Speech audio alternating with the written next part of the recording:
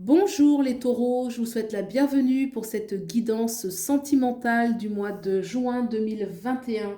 Alors je procède de la façon suivante. À gauche, on va voir vos énergies dans le domaine sentimental. À droite, l'énergie de votre autre. En dessous, l'énergie du lien. Et au-dessus, l'issue de la relation.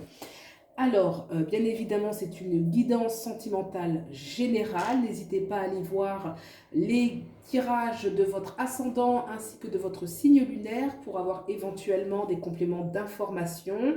Et pour les guidances privées, vous avez mes coordonnées en barre d'infos. N'hésitez pas à liker, vous abonner, commenter si la vidéo vous a plu. Voilà, j'ai fini pour l'introduction et c'est parti. J'ai le 10 de denier. Arcane majeur, l'ermite. Et arcane majeur, le pape. Donc ici, c'est riche en émotions, c'est riche en... là, le domaine sentimental, il est fort. On va regarder tout de suite l'énergie à droite, qui est celle de l'autre. Je précise que vous pouvez interchanger si besoin. On a la reine de bâton, le roi de bâton. Donc là, déjà, on a le couple. Hein. On a la reine et le roi. Super. Et on a la tour. Et oui, voilà, il faut toujours des épreuves, sinon bah, ça serait plus la vie, quoi. Bon, alors, de ce côté-ci, on peut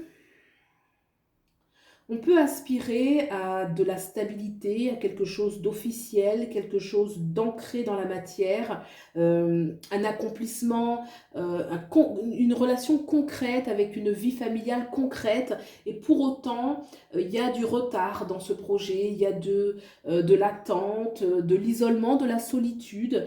Cette solitude peut tout de même être utilisée à bon escient. On peut prendre aussi le temps de se retrouver pour soi, mais il y a une différence entre l'ermite qui va être dans un certain isolement et le pape qui va apporter souvent la stabilité, une relation stable, officielle, ou en tout cas quelque chose qui est ancré. Ça peut être aussi des projets au sein d'une relation de mariage ou d'achat de maison ou d'habiter ensemble, peu importe. Quelque chose qui est vraiment ancré, tangible dans la matière, visible par tous, reconnu par tous.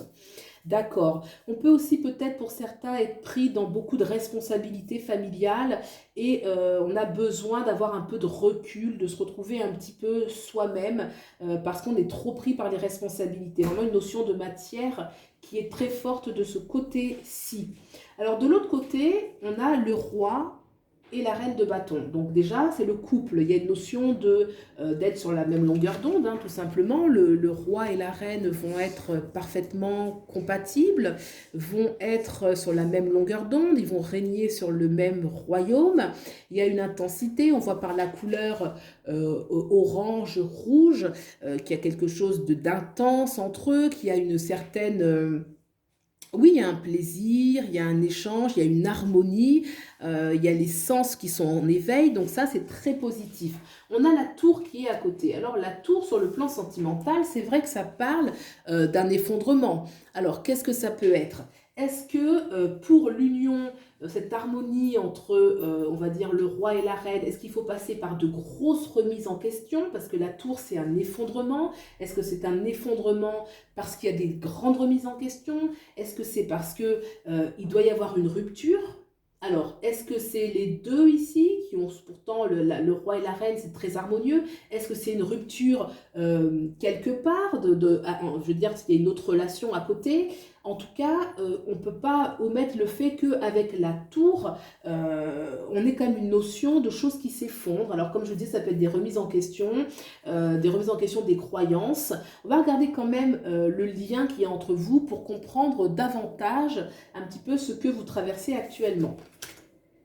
Alors déjà, on a une superbe carte qui est alors l'arcane majeur, le monde. Je suis bien contente de la tirer pour vous ici. Le monde qui parle bien évidemment d'accomplissement, de reconnaissance, d'amour, de rayonnement. C'est une carte, c'est la carte la plus positive en fait, hein, avec le soleil. Le monde parle de réussite. Hein. Donc là déjà dans le lien, on voit que le lien il est fort. Donc pour moi, je ne parlerai pas de rupture. Non, je ne parlerai pas de rupture par rapport à ce jeu. Il y a le 5 de baguette à côté, hein, donc là on voit clairement qu'il y a une notion de conflit dans le lien. Il y a des choses qui sont... on va mettre beaucoup d'énergie, on va devoir s'affirmer, s'affirmer par rapport aux autres, défendre sa position, défendre sa place, défendre sa volonté, se battre. Il y a une notion quand même de bataille, de conflit. Alors, dans le lien qui perturbe le lien, alors est-ce que c'est entre vous parce qu'il y a des choses où vous devez vous accorder, en tout cas si c'est entre vous, ça reste, j'ai envie de dire, très fort. On a le roi, la reine, on a la carte du monde, donc le lien, il peut que être très fort. Si c'est, il y a quelqu'un dans cette relation qui est engagé ailleurs, peut-être, est-ce que ça va parler de la rupture qui est ici, du lien où vous devez vous battre? En tout cas, il y a quand même une notion où les choses ne sont pas sans épreuve, sans difficulté. On a quand même la tour ici, on a l'ermite à côté qui parle de solitude, d'effondrement, et puis là le 5 de baguette qui nous parle de conflit. Donc voilà, il y a vraiment, je dis, des très belles cartes, et à côté on sent que bah, les choses ne vont pas être... dans les sentiments ça peut être fort, mais au niveau des événements, il y a des obstacles, hein, là c'est indéniable. On va regarder l'issue de votre relation pour le coup. Ah, on a le 4 de baguette. Donc là, déjà, on est content. Le 4 de baguette, alors, qu'est-ce qu'on a là? Et on a le pendu. C'est ce que je disais tout à l'heure, hein. S'il n'y a pas d'épreuve, la vie, elle n'est pas contente, on dirait, hein. On s'en passerait bien, mais bon. Alors, le 4 de baguette, clairement, c'est on célèbre les choses. Alors, je le disais au début, hein, s'il y a, avec le 4 de baguette, il peut y avoir un mariage. On célèbre dans la matière, il peut y avoir un mariage, il peut y avoir... on va la voir après celle-ci là. Il peut y avoir un mariage, il peut y avoir l'achat d'une maison, enfin tout ce qui est stable, tout ce qui est visible, tout ce qui procure de la joie dans la matière et où il y a de l'intensité, on est heureux de le vivre. On a le pendu à côté. Alors le pendu, il y a encore la notion d'épreuve, hein, quelque part, hein. Le pendu parle de est-ce que les choses vont être...